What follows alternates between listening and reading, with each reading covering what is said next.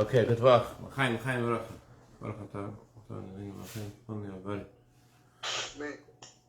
Supposed to have hot water on Motzei Shabbos, because as in the pasuk, Hashem heals the brokenhearted, and He binds their wounds. So the word mechabish, which means to bind, is an acronym for the words Mayim Chamim Motzei Shabbos, hot water Motzei Shabbos. So hot water is something which blesses the whole week to feel good. That's just hot water. But having a warm chassidic story does a lot more than just the hot water. So let me begin with sharing a story that just was published this week.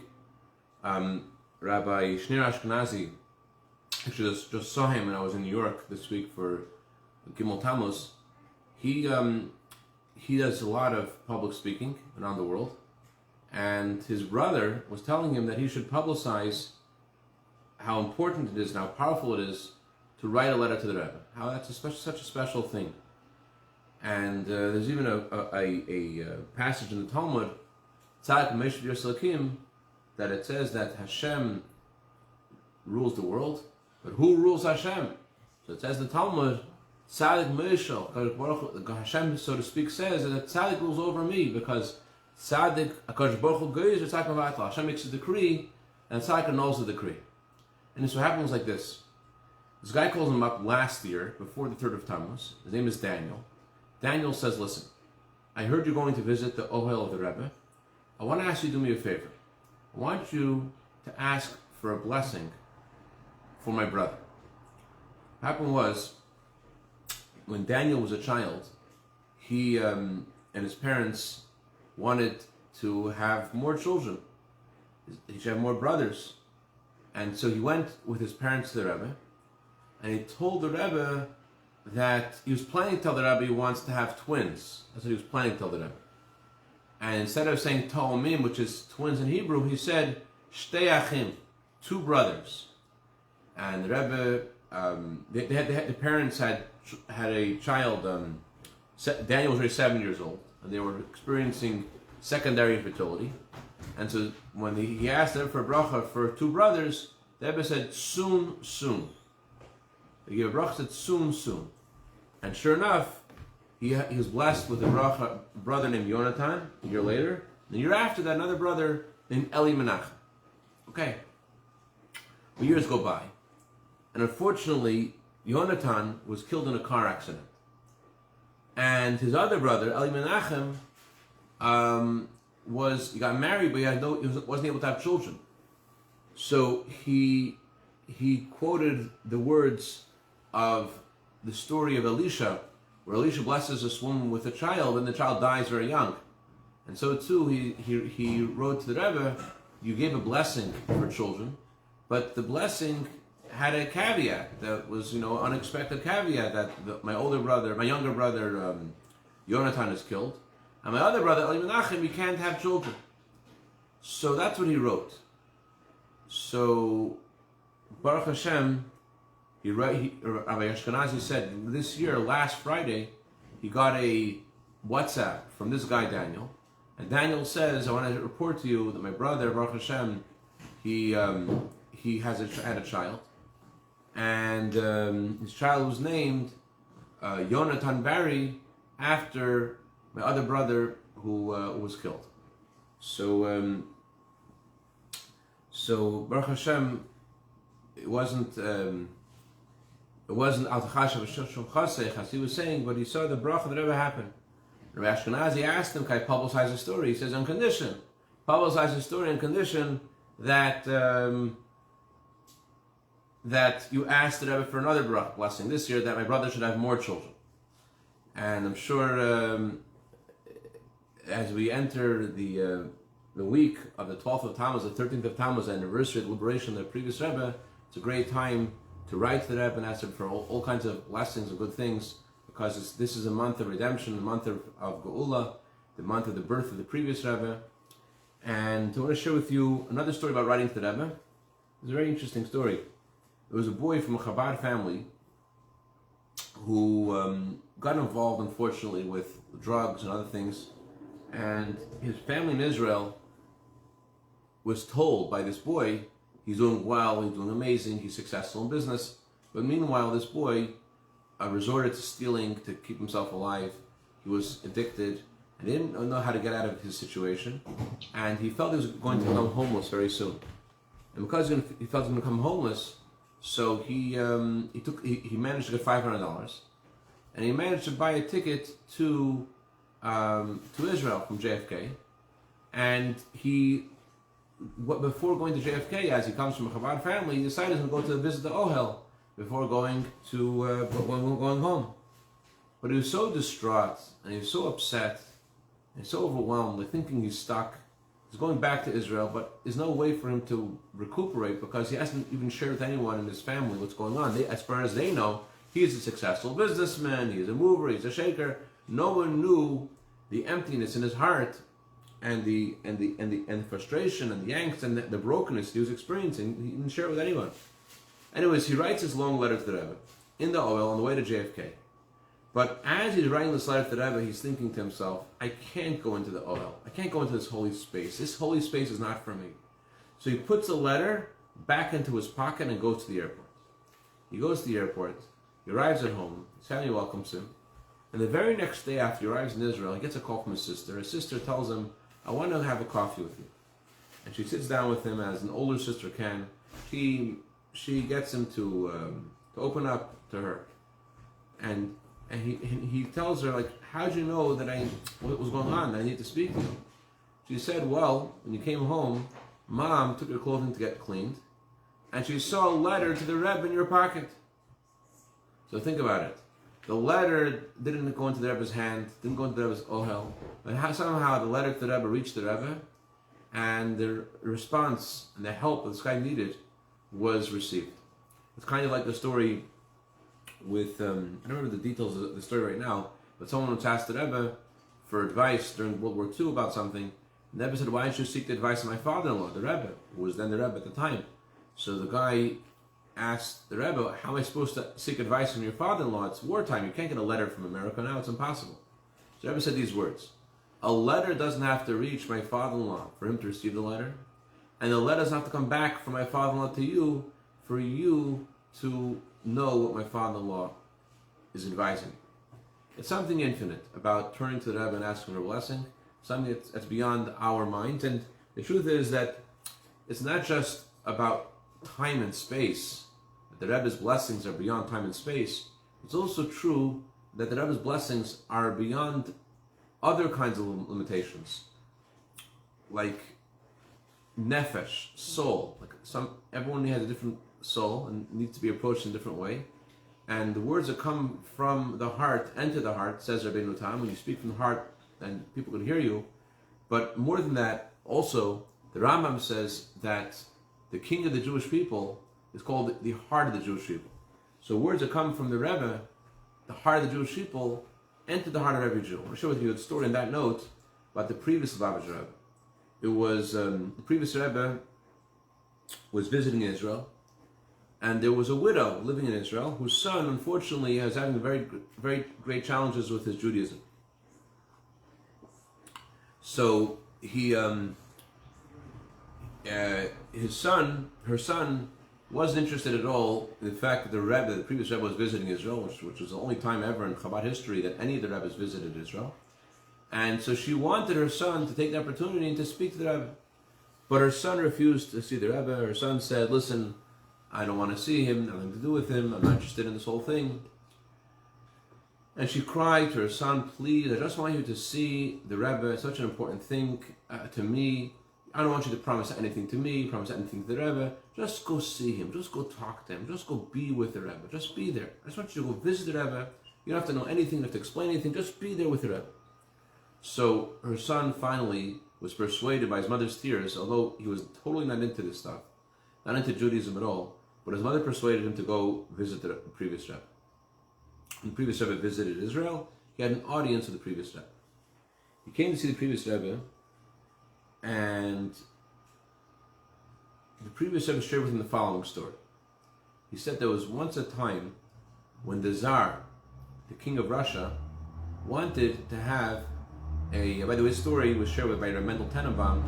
heard this story from someone who knew this man personally. This man who the previous Rebbe spoke to. So it's a authentic story.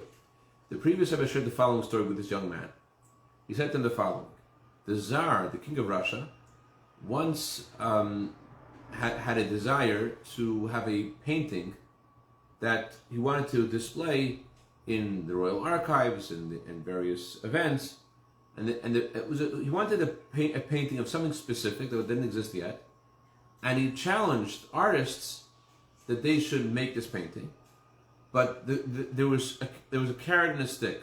On the one hand, he said, whoever makes this painting, and I'm happy with it, they're going to be richly rewarded, on the one hand.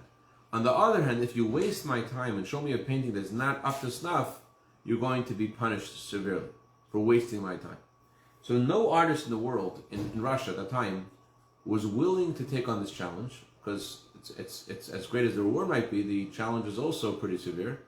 And so the Tsar had only one taker, one artist, that was willing to do this challenge. So the artist worked really hard. He had this room, and he had all his materials there, and people were very jealous of him attempting to take on this challenge. They didn't take on the challenge themselves because they were afraid, but everyone was jealous of this guy. This guy was doing this amazing thing that the Tsar was promising the chance for fame and fortune. But although this artist was focusing on his artwork, he still sensed the jealousy of his colleagues, and he knew that this was a very dangerous position to be in. Very dangerous position to be in, and who knows what his colleagues might do to him, but he pushed that out of his mind and focused instead on the task at hand to make this beautiful piece of art for the king. He put in days and nights and weeks and months, and he wrote and he erased and he went back and forth, writing and erasing, and until he had something, he was almost finished, something really beautiful. And he left his materials. He left the painting for a few minutes, and he left the painting with the ink and with other things, so with his brush on the artwork. He leaves. When he comes back, he faints, and everyone in the palace saw something happen to him. They went to rush to see him. What happened to you? Why'd you faint? What's going on? So he said like this. He saw on the artwork there was some scribbling on the artwork, and he was very afraid because he thought the scribbling was from someone who had some kind of authentic opinion about art. Maybe one of his colleagues had some critique on his artwork, and he worked so hard on this painting. He put his heart and soul in this painting, so he couldn't accept that he made some mistake in his artwork, and that this guy was able to criticize it so freely, to even have the audacity to scribble on his painting. So he fainted. But then, when he came to, he saw that the one who had scribbled on the painting was a cat. This cat had jumped into his room, and the cat had walked on the painting when there was some ink there, and the cat caused there to be some scribbling on the painting. When he realized it was only a cat, he was not at all not upset, and he came back to himself. So in a similar way, the previous Rebbe said, Hashem gave us His Torah. His Torah is eternal.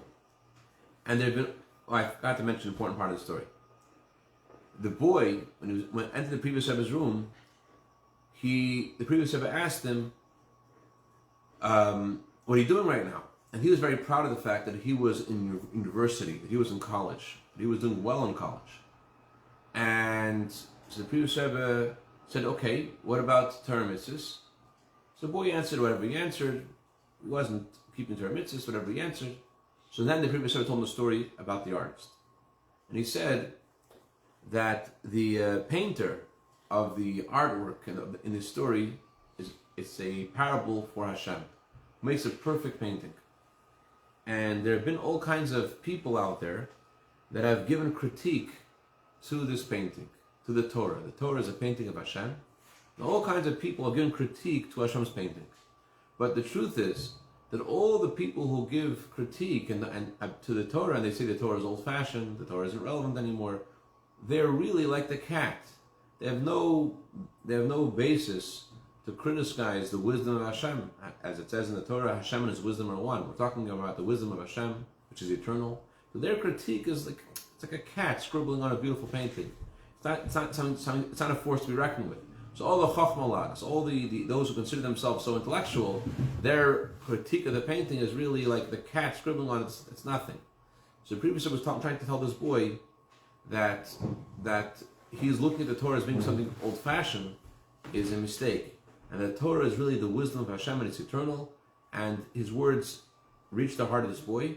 And he also, Baruch Hashem, recovered and he made significant choices in his life to return to his Judaism. The story that I heard from Rabbi Khan several times about the previous of his visit to Israel. Rabbi Khan was once asked by his father to visit our Rebbe and asked the Rebbe for a blessing for a relative of theirs who had left Judaism. Go to the Rebbe, ask the Rebbe for a blessing for our relative who has left Judaism, and his soul should be inspired to want to return to Judaism. So Rabbi Yoel visited the Rebbe and he told the Rebbe the plight of his relative, and the Rebbe asked him, how old is he? So he told the Rebbe how old he was. So the Rebbe said, the reason I wanted to know how old he was because I wanted to know if he was old enough to have seen the previous Rebbe when he visited Israel. Because if he would be there, the previous Rebbe would see him, just the fact that the previous Rebbe put his holy eyes upon him, that would be enough for him to recover. Just the fact he was in contact with the Rebbe, and the Rebbe's eyes gazed at him, that's enough for his soul to eventually recuperate. And he made a calculation. Indeed, the previous Rebbe did see him, and indeed he spiritually did recuperate. One more story. When the previous Rebbe was 17 years old, the Yevsektia, the KGB had a branch that was run by Jews, and it was bent on destroying Judaism in Russia. And public enemy number one was Lubavitch, was the Rebbe, the previous Rebbe, and the Rebbe Cashapp. And the Yevsektia wasn't very friendly, to put it mildly. And at one point, they came to the previous Rebbe and they shot at him. And the gun, the bullets, came within a centimeter of his head. It's 1-2 centimeters away from his head. So when the gun was fired and all the family of the Rebbe came to see what happened, including his mother, so the previous Rebbe was completely calm, as if nothing happened. Mendel Futterfass, whose yahrzeit was actually yesterday, he said the story. He said the previous Rebbe remarked, like why he was so cool, calm, and collected after such a frightful experience. He said, if the gun was meant to hit me, if the bull was meant to hit me, that's the will of Hashem. And if not, then I'll be okay. It's like it was didn't mean anything to him, the fact that he was shot at. And that's the Mendel Futterfass remark about the story. You see in the story that the Mesiras Nefesh, the sacrifice of the previous Rebbe, and how living and dying wasn't such a he had such devotion to his mission to spreading Torah and Judaism that life and death didn't mean a thing. And if you read it, you have to read this the biography of the previous Rebbe, the autobiography of the previous Rebbe, especially in his account in his imprisonment, which was authored by Rabbi Alter Ben Tzvi Metzger, Ein Gesund. He put together all different parts of the previous Rebbe's diary in a beautiful way, in a seamless way. Each part of the story you have to read. It's called the heroic struggle. To see a picture of the previous Rebbe's incarceration and freedom, the whole story is unbelievable. But throughout the story, you see echoing the theme that the previous Rebbe decided before entering Soviet Russia. He decided that all that's going to happen in Russia, all that's going to happen, in imprisonment, he's going to consider his captors ka'ayin ve'efes mamish, as if they are absolutely nothing, as if they do not exist at all. That's what he said. And that you see that he contended with unbelievable challenges and how they tortured him, and yet, throughout this whole thing, previous Rebbe regarded them as if they were absolutely nothing, and had coolly and calmly despite the great pain that he had, he was able to withstand all the torture, and until he was eventually freed and had the Geula, as we're going to celebrate next Shabbos, for the 12th of Tammuz. I'll share one more story with you, a story that you may have heard. It's going on WhatsApp, unbelievable story. L'chaim, l'chaim, l'rach.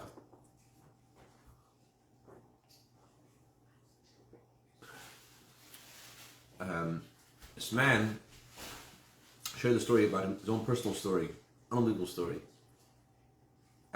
This man said that he was engaged to get married with someone, and he sought the Rebbe's blessing, and the Rebbe didn't give him a blessing. So he wrote the Rebbe again a second time and a third time, and Rabbi Groner, the Rebbe's secretary, he asked him, how come the Rebbe's not responding to me? Usually the Rebbe responded. When people ask the Rebbe for blessing for getting married, very, very rare the Rebbe didn't respond. I know someone, unbelievable, the guy told me the story himself. He said he asked the Rebbe for a blessing to get married, and the Rebbe said, did you meet the bride at least 2 times? And he said no. So the Rebbe, in other words, the Rebbe wanted him to realize that he's going way too fast. He should at least meet the bride twice. You can't just meet someone once and decide to get married. That's very rare. Usually, when someone asks the Rebbe for a blessing to get married, the Rebbe immediately gave the blessing. This was an unusual thing. So here, after 3 times, the Rebbe still didn't give a blessing. So he wrote again a 4th time, and a 5th time, and a 6th time, and eventually, the Rebbe's response was that his fiancée, who was married before, the Rebbe said you should check the get, check the divorce, the halachic divorce that she received from her husband. Check to see if that divorce was kosher. So he asked Rabbi Groner, what should I do? And Groner said, go to Rabbi Marlow, Rabbi Gorel of Zayin Gesund, and ask them to examine the divorce of his fiancée. So they got the divorce, and they told the groom, the divorce is 100% kosher. We don't know what the issue is. So he said, okay, so can I get married? He said, no. If the Rebbe made such a statement, there's something that we're not seeing here. Please come to the Jewish court, the Bezdin, with fiancé on Monday and Tuesday and Wednesday and Thursday. We're going to talk to her and cross-examine her to figure out what the issue is. And she came Monday night, asking questions, couldn't figure anything out. Tuesday night, questions. And eventually, Wednesday night, they asked her so many questions, they made her cry.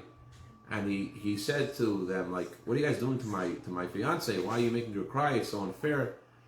I could go to Borough Park or Flatbush and I can get married. What are you guys doing? I'm leaving.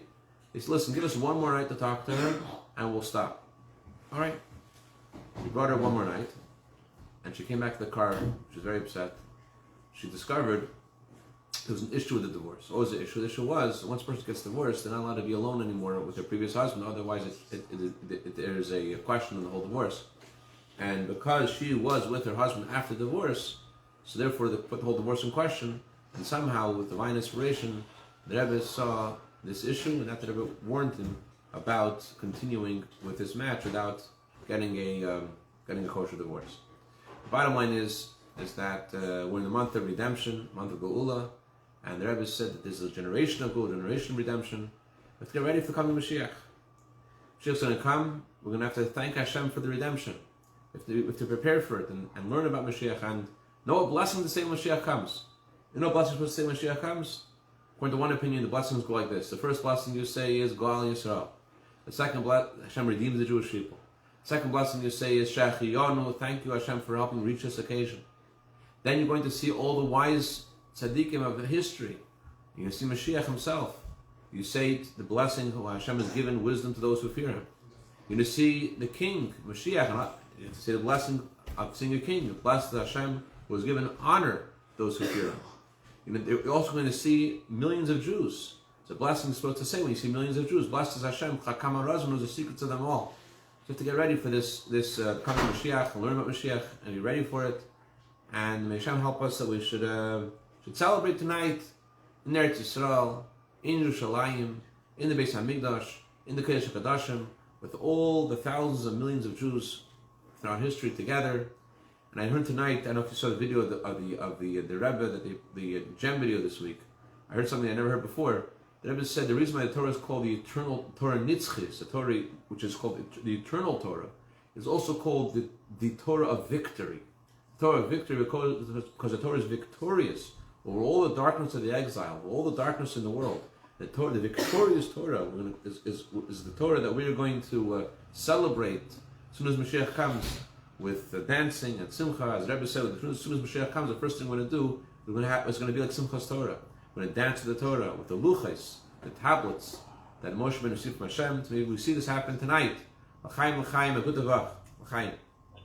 Amen. L'chaim, l'bracha. Any questions, comments?